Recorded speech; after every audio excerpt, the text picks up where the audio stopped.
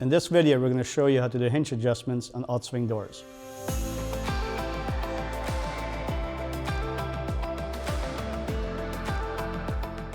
To adjust a swing door hinge, you need two Allen keys, a 6mm and a 4mm Allen key. Also, you need a pointy knife or scissors to pop off the cap.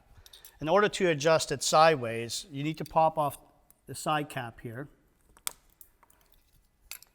And that's where the 4mm Allen key goes in. So if you have, we're on the left side now, so if you adjust it clockwise, the sash will move towards the hinge.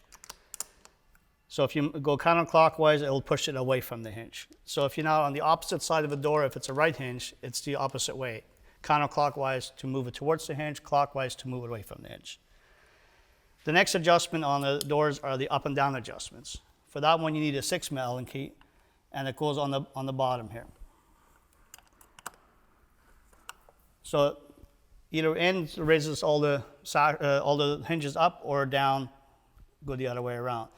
Now, you've got to make sure that you do all the hinges the same. So if you have 3 hinges, make sure all the hinges are adjusted the same way. The last adjustment is the in and out adjustment. For that, you have to pop the top cap.